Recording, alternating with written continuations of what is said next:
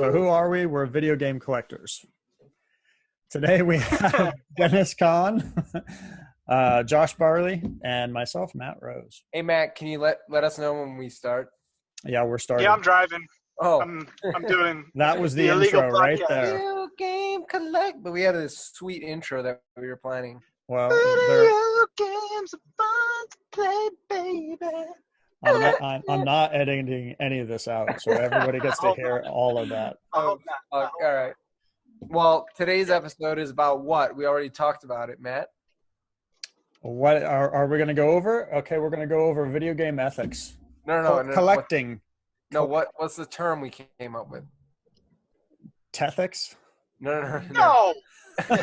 That's from Silicon Valley. No, it's Vethics. It's Vethics with a V. Vethics. All right, today we're going over game Vethics. ethics. And I'm just going to sit here and listen half the time.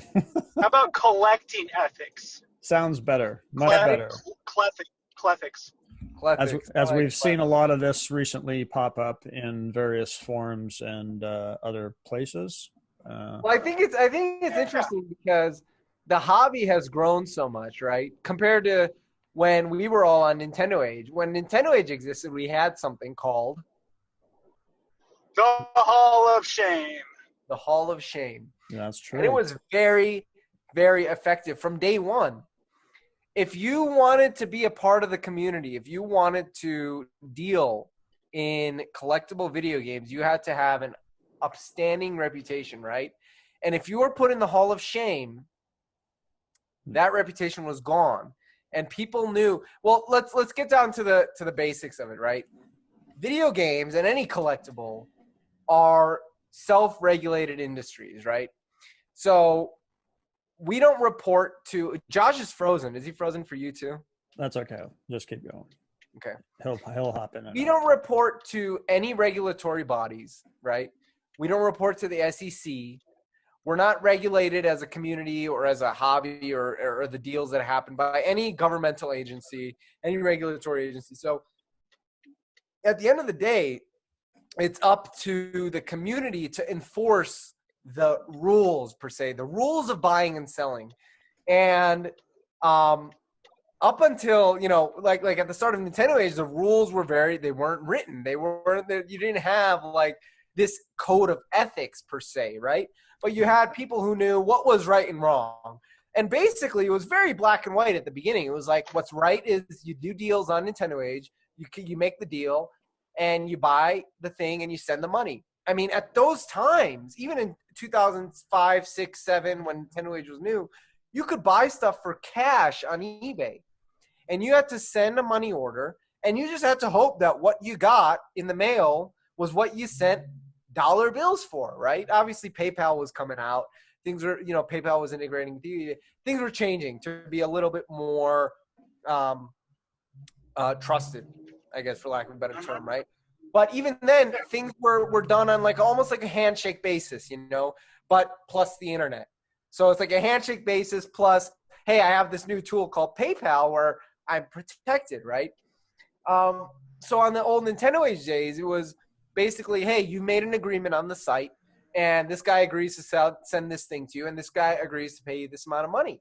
And if you didn't follow through with that, you were put in something called the Hall of Shame, which was exactly what it was. You weren't banned necessarily because on Nintendo Age, we had leniency. We had moderators. Again, as a self-regulated industry, there were elected officials, elected community members who were like, hey,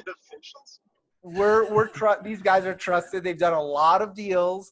They are trusted to be enforcers of the community. Sadly, and Josh, I know you had a deal with this guy. There were people like Hounder, who many of these old school guys will remember that name. Someone who gained the community's trust. And after a couple of years of gaining their trust, just scammed everyone, right? Yeah, I considered him a good friend. You met him in person, if I don't remember incorrectly.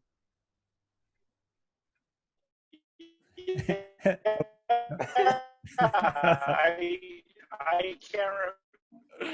He'll be hopping in and out. As we...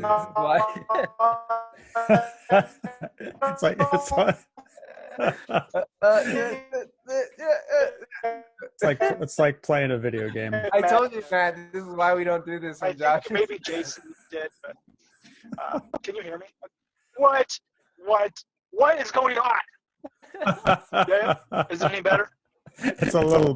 It's a little Is it better? Any better? Yeah. I stopped. Is it better? Yeah. Dude, it's better now, but like, Jesus, we didn't understand a word. It'll make for a great episode, though. It's great. No, it was great. It was very like video game-esque. 8-bit-esque. Yeah. So, as I've seen recently in Facebook, we've had a few issues. So we've had Vethics backdooring. Backdooring is rampant. And the thing that is so interesting is that when the community was small, when we had the Hall of Shame, and when the Hall of Shame on Nintendo Age represented 90% of the people dealing in the community, I mean, you would need a Nintendo Age to make deals, right? Yeah. And if you were banned from it or put in the Hall of Shame, they would put an icon next to you. And you couldn't do deals without people being like, whoa, why does this guy have a Hall of Shame icon next to him, right?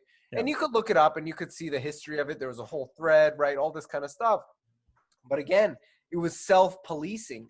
We were such a small community of collectors that we could essentially regulate the small industry that we were. So as we see this industry exploding, and as we see people coming from other industries, from cars, from comics, the lines of what's ethical are not only starting to be blurred, but they're starting to be completely disregarded.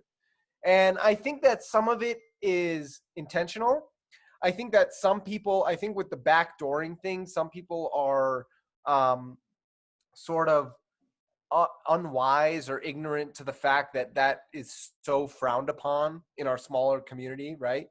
So I think some people will backdoor and then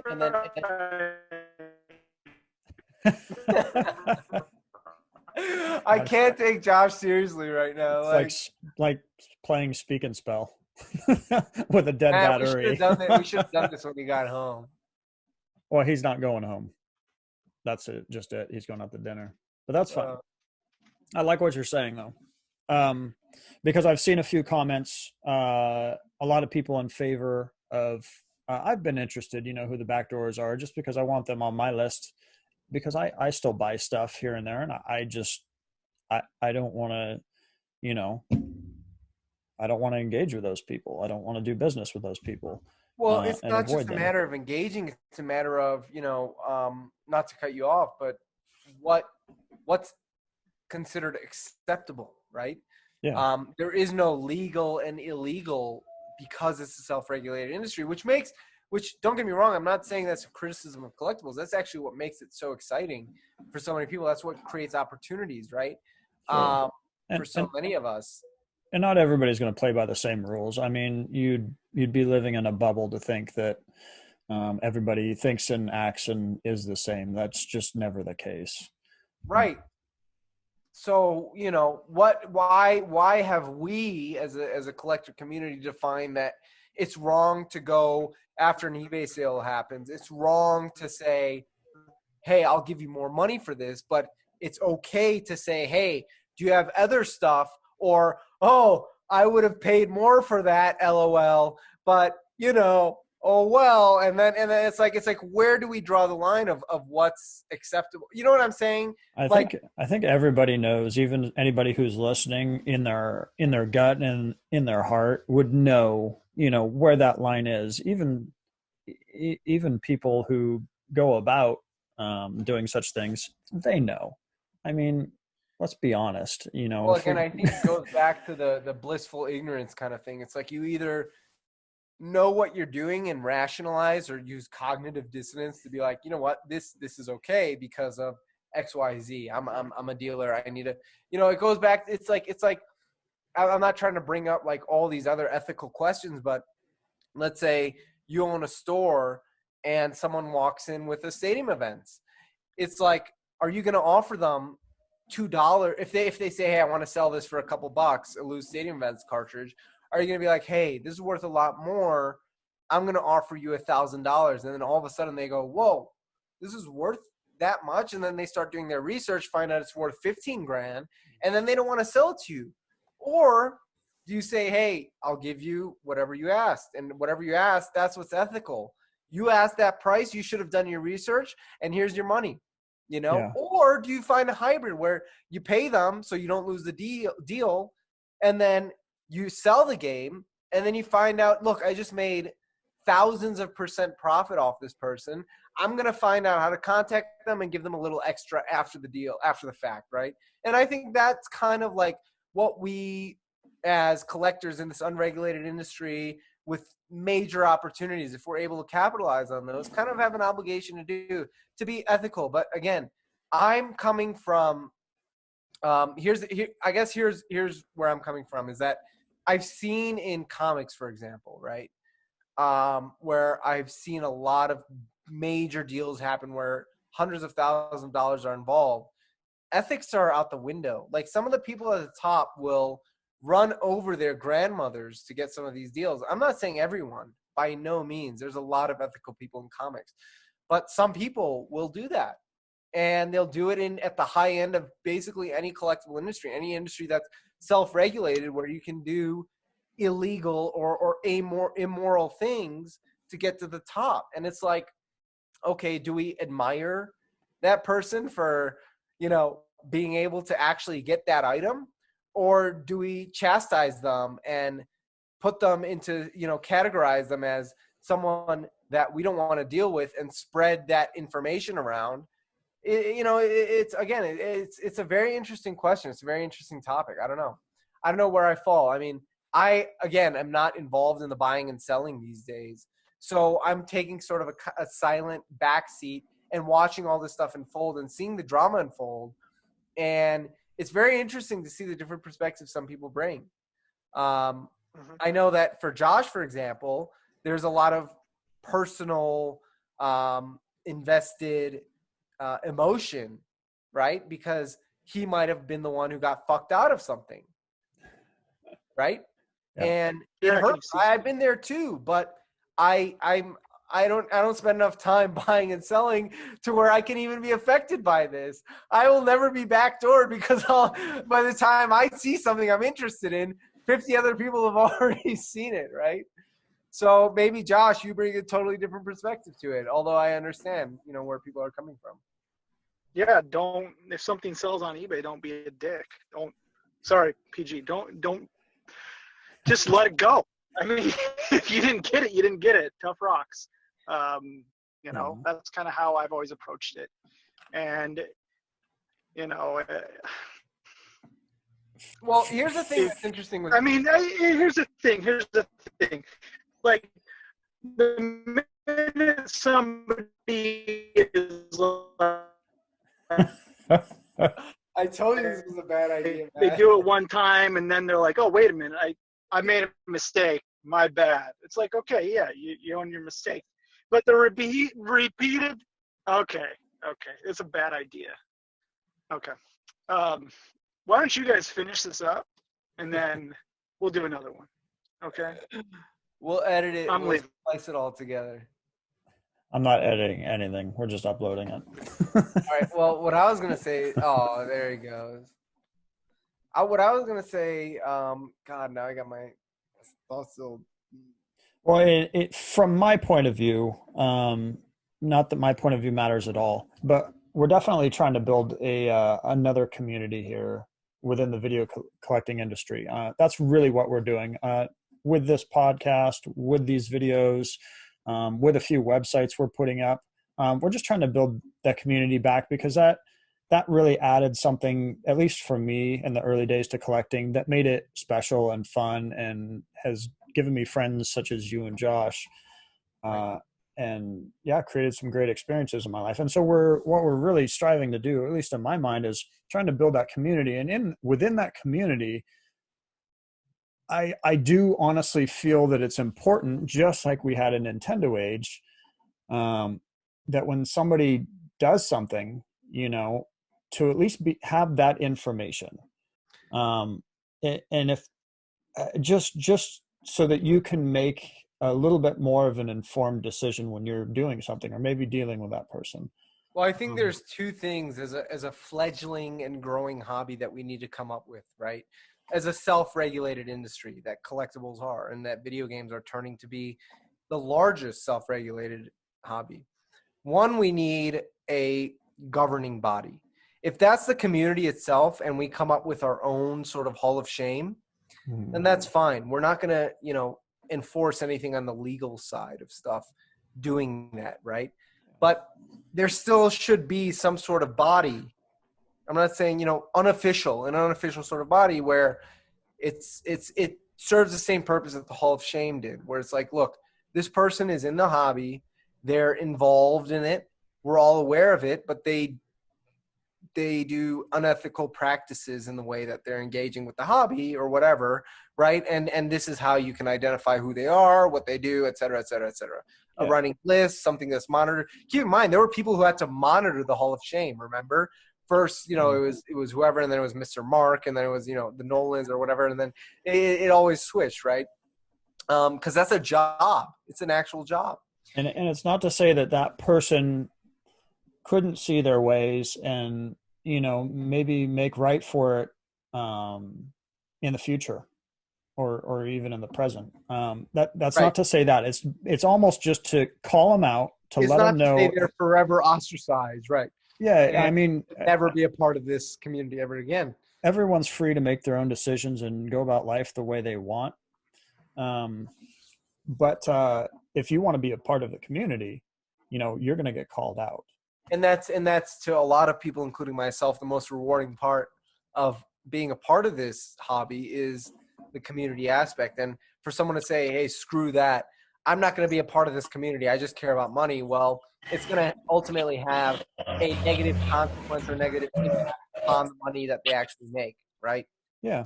Whether they want to admit that or not.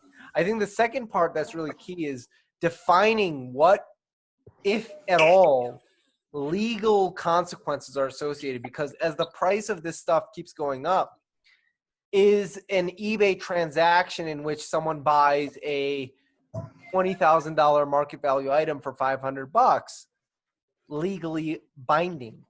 Can that person who, and let's put ourselves in the seller's shoes, anyone who's in a poor, let's not assume anything about the seller, but is poor and puts this thing on eBay and is just trying to maximize their profit, doesn't know what they have. That's a whole separate conversation, whether they should or shouldn't know. But they sell this thing for $500 and someone says, hey, I'll give you $10,000 for what you just sold for $500. Would we not be like, I don't care about one negative feedback. Of course I'll take $15,000. Of course we would, right? So we can't blame the seller. But is that buyer who's going after them, or is the seller for breaking the contract that eBay has in a binding contract? Are those legal parameters or legal precedences that we can be like, hey, this is not okay to break, and we can file a lawsuit, or we can find some loophole in which we can actually prosecute this, whatever it is, right? I'm not a lawyer, but is this illegal in a sense, or is it just the nature of a self-regulated industry where this stuff can happen, and we as a community just have to monitor it and shame these people? Like where it's such a gray area that it's like, how can we define that, and can we actually pursue legal action when there's a significant amount of money involved? And that's probably where we would want to bring on somebody like Enton. Like Josh Enton, yeah. Yeah, and hear his opinion, because obviously none of us are lawyers, but it does raise a question, especially when you start, as game values continue to rise, and it's going to raise a lot more questions as values keep going up and as more people keep unassumingly post stuff on eBay. I mean, you go to a garage sale.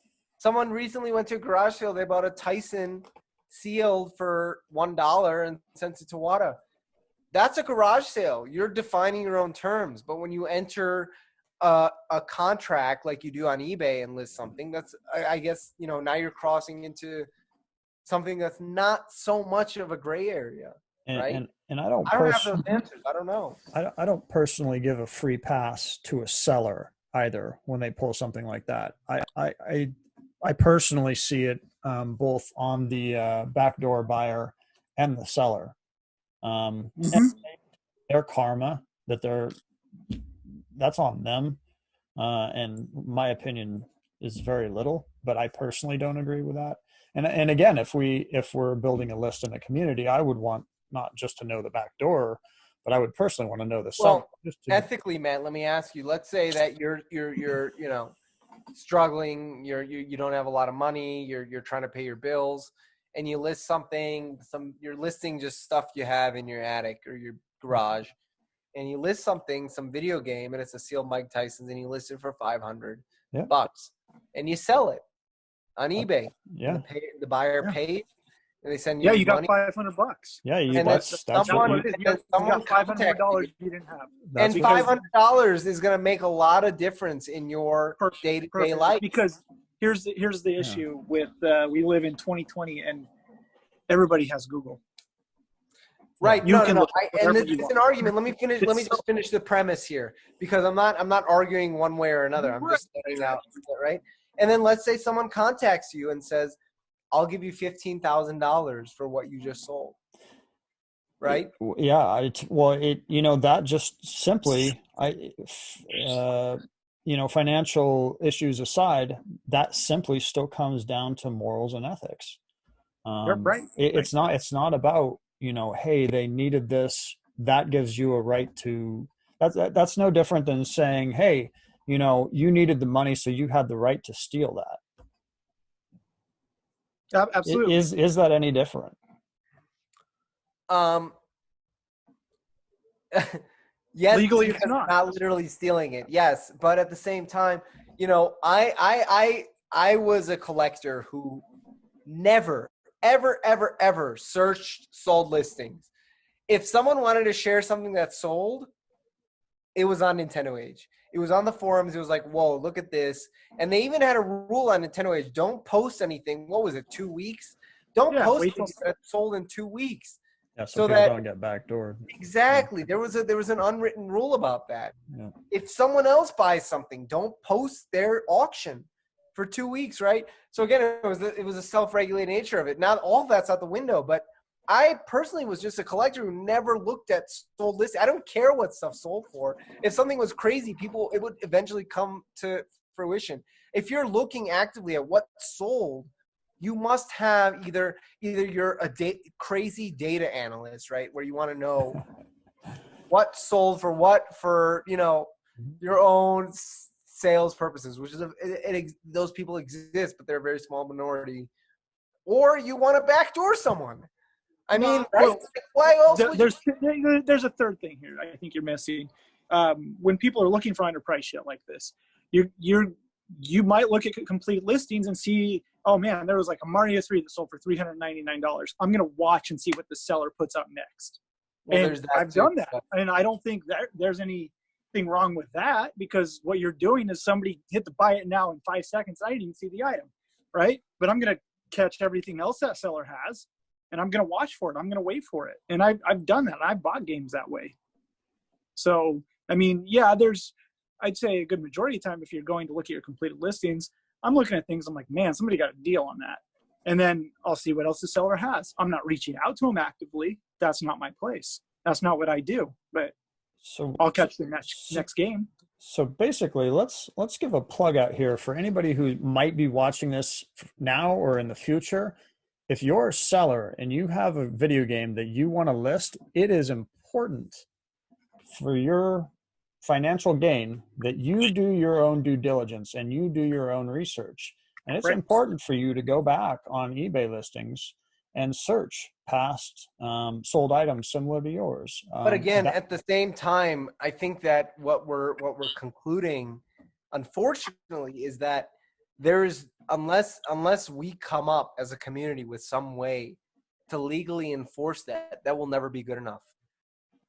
Expecting the seller to do that and expecting buyers to follow these self-regulated rules is never going to be good enough. Otherwise, it's just going to keep going on. I don't expect the seller to do anything, but it's up to them to do their own due diligence. And when they're not going to, though. They're not going to. But that's okay. But that's okay. And people it's on them. Should be able to capitalize on those experiences where, just like if you go to a garage sale and something's listed way under market value, that's the thrill of the hunt. Oh, That's yeah, why absolutely. we go out and do this. Yeah. Right. Yeah, that makes it fun. but- It's like anything else. Right. But eBay should be no exception to that. And now the way it's turning into is that if this stuff does pop up on eBay and it is underpriced, well, it doesn't matter. Someone's going to screw you out of it. And my point is that there needs to be some sort of regulation, right? Well, Or it's a great question for Josh, for Eaton. Enton, forgive me. Mark Eaton. Mark Eaton. So I'll leave it at that. We didn't really get anywhere with it, right? But I think we did. Don't be a dick. Don't backdoor people. Karma comes around. Otherwise, karma's hard. And let's face it, if somebody has a game and somebody wants it, and you were the person you were a douchebag about it, and you have the game and you want it, somebody's going to buy it from that person. That's just how it goes. Yeah, but I think if we continue to push and expose people for what they do, I don't see any harm in that. And then it makes it harder for them to do business. I have no problem with that, because I don't think shitty people should capitalize or win in instances like this. I hate it. I want to punch them in the face. So I'm not a violent person, but it just really makes my blood boil. I think it just stems from experiences of being scammed and being backdoored over the years. Yeah. And I would never do it to anybody, and I would never do it to the person that was doing it to me. I mean, I just wouldn't sink to that level. It's just really frustrating. And and it's not just one person. There's multiple people that do it. So I just hope that people that practice these type of behaviors can take a look at themselves and say, is this worth it? Is it worth my reputation? Is it worth my integrity? I mean, because it will bite you. Yeah, for sure. It'll come around. Well, I think that's what it comes down to. Yeah. I think that's what it comes down to. Like we've been echoing this whole time, is that you're not going to go to jail. You're not going to, lose a bunch of money. But if you're ostracized from the community and you're shamed and you're in a position where people don't want to be doing deals with you, right? Yeah, it's going to cost you money. It's going to cost you money, and it's going to cost you, we're all, a lot of us, again, are in this for the community aspect of it, and you can't be a part of that in the way that others can. I mean, imagine a show when shows and this COVID stuff's are open. Are you going to want to be there when everyone's like, fuck that guy, right? Or like, I don't want him coming near here, right? Like, you don't want to be that guy. So much for PG, but that's fine. You can believe it. Screw that guy. He's a bad guy. Sorry. I don't have an edit button yet. Yeah. I need to learn how to do the beep beep thing. Okay. Good talk. Hey, yeah. What's the moral of the story, I guess? Of the stories. I think it's just an open discussion, and I think a lot of people are going to comment on this, and I think they're going to weigh in their opinions, and that's great. I think the point of this really is to have that open discussion and let people think about these things. And you may not, a backdoor, may get temporary gratification, but long term, I'm not perfect. Don't get me wrong. I've screwed up and I've done stupid crap in the past too, and I always pay for it. I always do. And I learned my lessons from that, and everybody makes mistakes. Well, personally, I've never done stupid crap. So yeah, Deniz is an angel. So no, but I do wonder how. That's a joke, but I do wonder how other hobbies, not comics, but like sports cards or like, smaller hobbies. I'm trying to think of them. How they regulate, they deal with this kind of stuff, because video games were always, we were so small, we all knew each other, right? Yeah. Well, with sports cards, there's enough sports cards to go around, so it doesn't matter. With video games, it's not. It's just about, in my thinking, it's about us continuing to build the community and to just have people aware of this and to at least have it floating around in their mind, so the next time they think about doing it, maybe they'll at least consider thinking about the ramifications of it, not just temporarily, but long term. Not only that, it's a handful of people, probably on a daily basis, that are scoring eBay on a regular basis. So if you go about it and you think, hey, I'm going to email this person and see if I can get this for a higher price than what it's sold for, you are effectively screwing somebody that you did business with. Well, I think that's an interesting point, and I don't want to keep extending this because I feel like we've almost exhausted it. But when I used to collect, eBay was something I did at a certain, like 3 hours of my night each day. And I would have eBay. I had a plugin on my computer where it would auto refresh the page every 10 seconds for a certain list, search list. And I would find, whatever, and I'd sit there, whatever. There are people who are doing that essentially all day now. And it's become a living. And you add in the COVID factor, and it amplifies that, right? And so now you got multiple people who are relying on this for their well-being. It's not just me as a kid sitting at home hoping I get a good deal on something and hoping I get something for cheap. It's people who take this and are like, this is my living.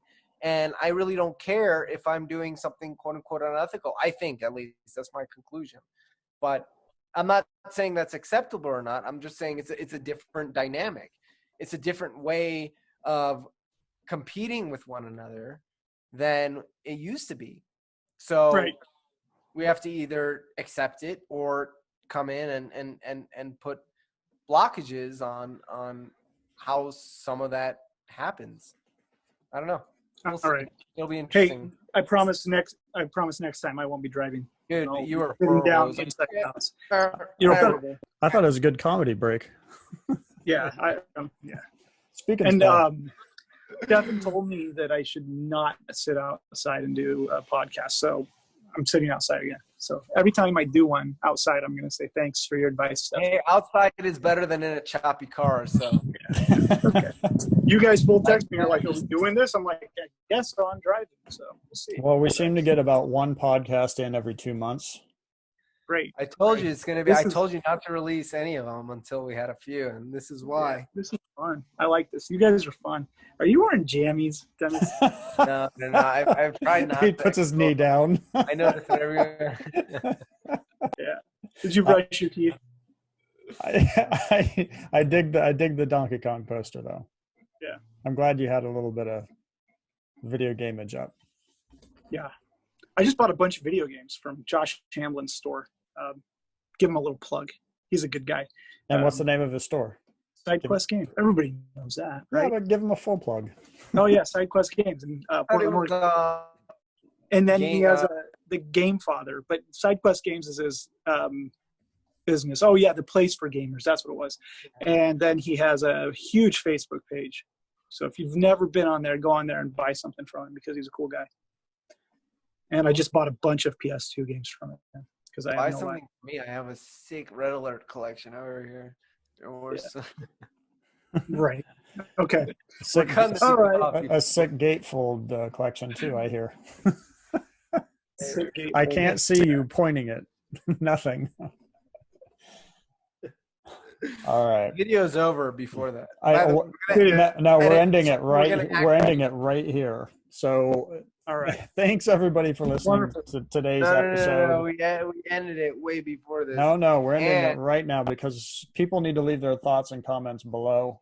Let us know what you think, and maybe we'll post a forum on this and start building a community of what did we call it again in Nintendo Age? Hall of Shame. Yeah, we'll be building that out in our new shaming people in our new community that will. There will be facts over feelings soon released some point.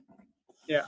And it's not going to be, one last point, it's not going to be something where we go about and say, hey, I had a bad experience dealing with this person. That in the Hall of Shame, we had a thing called time wasters.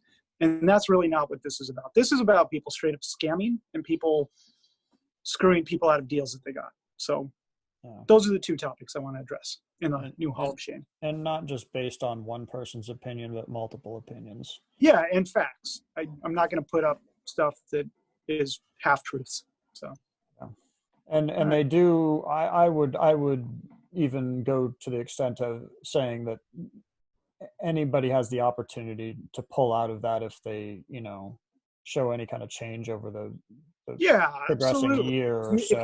If you're like, my bad, let me take a different look at my approach in the future. Yeah, and if you do something right, we all love video games, and that's why we're here. We're doing this because we love video games. And if someone goes to the extent of making it right at any point in the future, we'll definitely take that into account. And in my opinion, I would give them a second chance and pull them out. Yep. But yeah, that's all so right. There you go. Fun Thanks. Topic. Yep. Hope everybody enjoyed that. And we will see you on the next podcast in 3 months, 4 months, 5 months? 3 months. We'll be around December. So we hope you enjoyed it. Leave your thoughts and comments below. We'll see you soon.